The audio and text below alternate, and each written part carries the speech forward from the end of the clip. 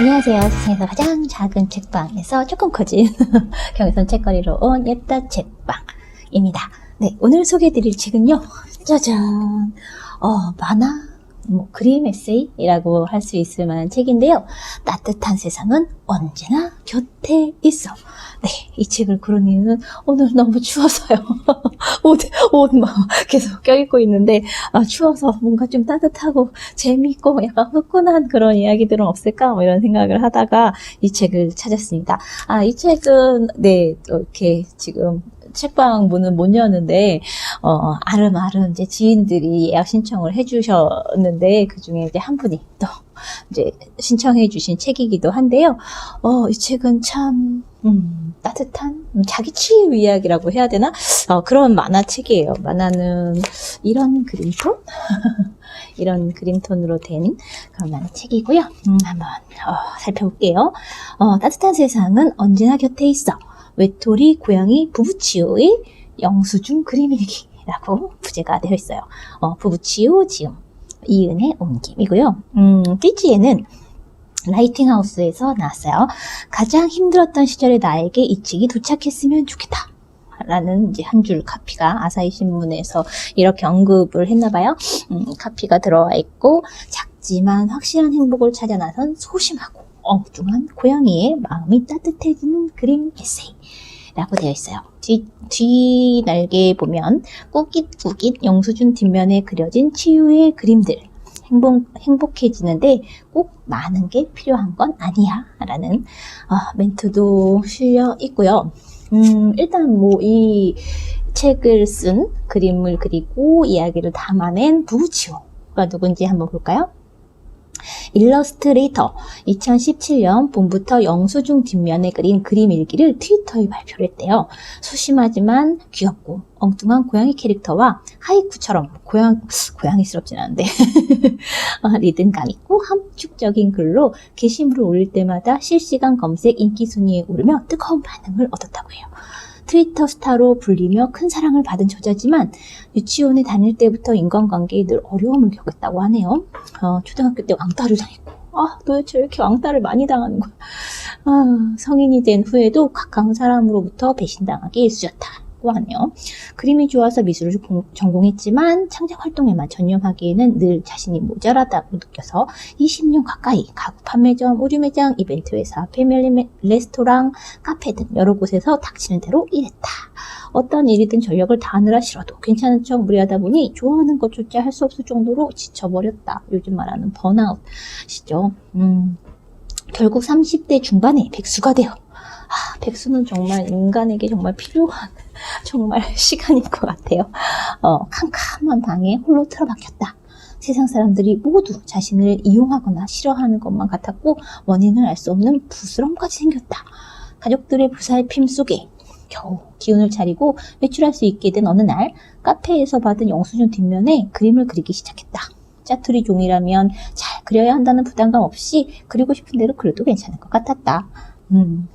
솔직하게 내 마음을 꺼내볼 수 있었으면 좋겠다는 가벼운 마음으로 시작한 것이 뜻밖에도 트위터에서 엄청난 호응을 얻게 되면서 마음속에 묻어두었던 힘든 일들로 편안하게 바라볼 수 있게 되었다. 그렇게 매일 모은 치유의 조각들이 바로 이 책이다. 이 책은 출간하자마자 초판이 완판되고 부부치유 캐릭터는 메신저 이모티콘과 다양한 굿즈로도 제작되었다고 하네요. 지은이 소개가 뒷 날개까지 이어져요. 부부치유가 이토록 큰 사랑을 받은 이유는 끊임없이 스스로를 부족하다고 느끼며 자책하면서도 한 번도 자신을 포기하지 않았기 때문이다. 인생 최대의 슬럼프였던 2016년을 제외하고 10년 동안 관람객이 거의 없는 개인전을 매년 열었고 미술과 상관없는 여러 일들을 하면서도 계속 그림을 그리고 작품을 만들었다. 그렇게 느리지만 꾸준히 자신이 할 수 있는 일들을 하나씩 실행해 나간 덕분에 지금은 누구도 부럽지 않은 소중한 행복을 누리며 하루하루를 살아가고 있다. 현재 유기묘 호랑이, 유기묘 이름이 호랑이인가봐요. 텐텐과 함께 살며 영수증 작품전을 준비 중이다 라고 되어 있어요. 영수증 뒷면을 어떻게 그림을 그렸는지 그 그림이 좀 들어 있었으면 참 좋았겠다는 생각을 했는데, 거기서 이제 너무 이제 깨끗한 책이어서 이제, 약간 그게 너무 보고 싶다. 막 이런 생각들을 했어요. 예전에, 이중섭 화가였나요? 이게 담배가 그 은색, 거기에다가 이렇게 소그림을 그린 걸로 유명했던 그 화가 생각도 언뜻 나면서, 작가들이란 참 뭐라도 있으면 이렇게 끄적거리고 싶은 걸까? 막 이런 생각이 들면서, 요즘 시대에 21세기의 이중섭인가? 막 이런 생각도 좀 들었었고, 추워서 읽기 시작했는데, 그래도 잔잔하게 따뜻한 기운이 올라왔던 그런 책인 것 같아요. 이렇게 소소하고 잔잔하고 따뜻한 그런 이야기 좋아하시는 분들이 읽으시면 좋을 것 같고요. 그림은 따뜻해요. 약간 수채화 같은 느낌이고, 고양이스럽지 않은 고양이가 등장을 합니다. 목차는 이렇게나 빽빽한데 한 장 한 장, 한 컷 한 컷이 다 이제 제목으로 쓰여서 그래요. 1부는 나는 행복해지기로 마음먹었다. 2부 행복해지는데 꼭 많은 게 필요한 건 아니야. 3부 혼자라도 함께라도 나답게 재미있게 사는 법. 그리고 4부 따뜻한 세상은 언제나 내 곁에 있어. 이 책의 표제가 되기도 했고요. 마지막에 나오면서는 인생에서 가장 힘든 시기를 보내고 있는 사람들에게 전하는 이야기도 있어요. 저는 재밌게 봤던 대목들이 그냥 순간순간 되게 짤막짤막한 약간 에세이 단편이라고 해야 되나? 단편도 아니죠. 그냥 한 컷, 한 장면들, 단상들을 이렇게 그림 에세이로 풀어낸 거여서 참 그림을 그리는 사람들은 참 좋겠다 막 이런 생각을 하는데, 글로는 이게 참 잘 안 되더라고요. 제가 아직 기술이 부족해서 그런 거겠죠. 그래서 그림을 이렇게 그림으로 자신의 마음과 생각들을 이렇게 드러내는 작가들을 보면 참 부럽다는 생각이 막 드는데, 맨 처음에 붙여놓은 책이 어디 떨어져 나갔네요. 맨 처음에 들어갈 때 쓴, 이제 각 부마다 이런 인트로 글이 있어요. 1부 나는 행복해지기로 마음먹었다 는 이래요. 처음에는 이렇게 뭔지 모르는 돌멩이 같아 보이는 까맣게 깜깜한 어떤 누에고치 같기도 하고, 그런데 이렇게 뭉클이고 있는 눈만 이렇게 껌뻑거리는 그런 모습 형상의 그림이 맨 처음에 딱 나와 있는데, 이렇게 시작을 해요. 언젠가부터 마음에 조금씩 먹구름이 끼기 시작했다. 항상 남에게 신경 쓰면서 상처 주지 않고 상처받지 않으려 애쓰며 살아왔는데 노예라 불리며 무시당했던 초등학교 시절의 나. 이런 글 보면 참 마음이 숨막히는 인간관계에 지쳐버린 나. 소중하다 믿었던 이에게 배신당한 나. 잔뜩 찌푸린 하늘에서 어느새 장대비가 쏟아지더니 세상이 온통 깜깜해졌다. 어디로 가야 할지 알 수 없었다. 그런데 아주 짧은 순간, 끝이라고 생각한 곳에서 희미하게 이어진 길이 보였다. 여기가 끝이라면, 더 떨어질 곳이 없다면 겁낼 게 뭐야? 뭐든 할 수 있을 것 같은, 아니 그냥 해버리자는 생각이 톡톡 나를 깨웠다. 이렇게 시작을 해요. 첫 장이 참 재밌어요. 첫 장이 그냥 되게 평범한 얘기예요. 부부짱, 동급생이야. 뭐뭐짱, 오랜만이야. 요새 어디서 일해? 육아 중? 그냥 쉬고 있어. 혼자 사는데. 그럼 심심하면 우리 집에 놀러와. 아르바이트라도 해야겠네. 그래, 고마워. 점점점 잘 가. 근데 이게 제목이 자기를 악당이라고 생각하는 사람은 없다잖아요. 그러니까 뭔가 과거에 이 분홍색을 한 이 고양이가 상처를 뭔가 이렇게 입혔을 텐데, 그냥 너무 태연하게 인사를 하고 가버리는 그런 모습을 담아낸 것 같아서 참 그렇지 나는 막 저애 때문에 막 온갖 막 이렇게 상상들 고통스러운 어떤 기억들 속에 허우적거리고 있는데 저 사람 아무렇지도 않게 갑자기 안녕 너 요즘 어떻게 뭐 하고 지내? 뭐 이렇게 얘기를 걸어올 때 난감하죠. 표정 관리도 안 되고. 그리고 이것도 재밌었어요. 마음이 고단할 땐 치과. 치과에 갔대요. 어때? 다 됐습니다. 부부치유 씨, 뭐든 성실하게 있는 힘을 다해야 할 것 같지만 적당히 대충 해도 괜찮아요. 이런 치과 있으면 참 좋겠다. 10년 전에 이랬대요. 환자분, 많이 참고 살죠. 조금은 마음 편하게 마음 가는 대로 살아도 괜찮아요. 너무 이를 악물고 사니까 치아가 많이 닳았어. 이런 얘기 처음 들어. 적당히만 하면 돼요. 어느 정도가 적당한 건지 모르겠는데 점점점 그것도 물어볼까? 내가 원하는 대로 그냥 하면 될까? 기분 좋다. 이러면서 이제 치과 밖을 나오면 보통 이제 치과라고 하면 이제 막 되게 막 그 드릴 소리와 막 이런 것들 때문에 막 소름 끼치는 경험, 고통스러웠던 경험 막 이렇게 얘기를 하는데 제가 아는 친구 중에 한 명도 이를 너무 이렇게 악물고 평소에 지내가지고 이제 치과에 가면 이제 그러지 말라고 이렇게 이야기를 들었다고 하는 이야기를 들은 적이 있었는데 그 기억이 딱 떠오르더라고요. 참 짠했어요. 그리고 두 번째 장은 행복해지는데 꼭 많은 게 필요한 건 아니야 라는 제목을 했는데 여기에는 이런 인트로 글이 있어요. 나에게는 초등학생 남자 조카가 둘 있다. 저는 이제 다 큰 여조카와 남조카가 하나씩 있는데 주위 시선은 아랑곳하지 않고 즐겁게 사는 그 아이들은 내 삶의 에너지이기도 하고 진짜 내 모습을 일깨워주는 존재이기도 하다. 손주들을 위해 장수풍뎅이를 키우는 아빠, 맛있는 음식을 내 친구 목까지 만들어주는 엄마, 늘 옆에서 나를 챙겨주는 언니와 남동생, 가족이 있어서 내가 살아갈 수 있다는 사실을 이제는 확실히 알 것 같다. 인생을 잘 살아가기 위해 최선을 다해 할 일은 사랑하는 사람과 오래, 자주 함께 있는 것. 그것뿐이다. 이 멘트가 너무 좋아가지고 여기다 태그를 붙였던 것 같아요. 인생을 잘 살아가기 위해 최선을 다해서 할 일은 사랑하는 사람과 오래, 자주 함께 있는 것. 여러분도 좀 잘 기억하시면 좋겠다는 생각을 했어요. 그리고 단지 사직서를 냈을 뿐인데 라는 이제 꼭지가 있어요. 요즘 이불 속이 천국.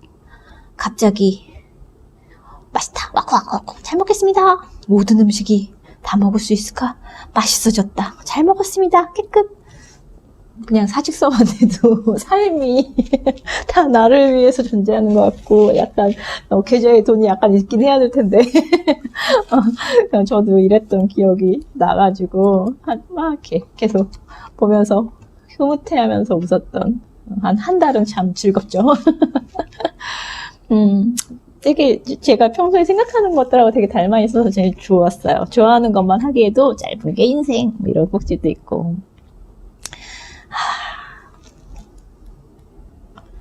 어느 완벽한 하루 뭐 이런 꼭지인데 별거 없어요. 오늘은 무료 관람일이에요. 야호! 정말 좋은 영화였어. 작가에게 초대받은 기분이야. 큰 행운은 아니지만 이런 날은 세상이 친절하게 느껴진다. 그런 날 있잖아요. 세상이 정말 세상이 나한테 왜 이렇게 잘해주지? 막 이런 싶은 그런 날. 세상이 나 참 친절하게 느껴지는 그런 날들이 참 많았으면 좋겠는데 그런 생각이 들었고요. 마지막으로는 인생에서 가장 힘든 시기를 보내고 있는 사람들에게 무슨 작가의 말이에요. 내 감정을 받아들이고 인정하기까지 오랜 시간이 걸렸다. 싫으면 NO라고 말하고 하고 싶은 일이나 갖고 싶은 것을 보면 분명하게 내 의견을 말할 수 있는 지금. 작지만 그 목소리가 나를 지탱해준다.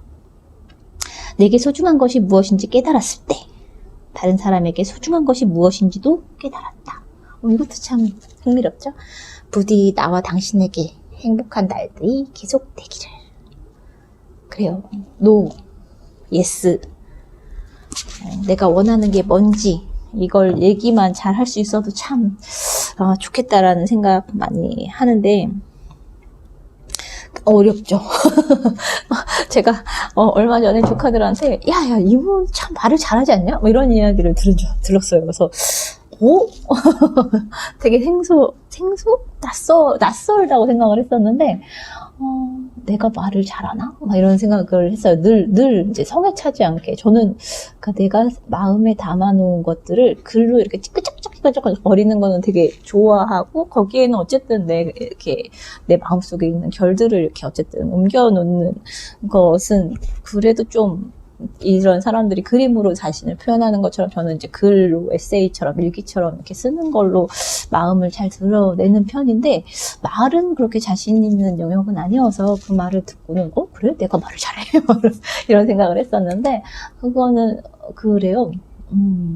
많이 해버릇해야 되는 것 같아요. 아직 잘한다고 생각하진 않지만 예전에 저는 전화를 되게 싫어하는 사람인데 전화는 일단 되게 폭력적이라고 생각해요.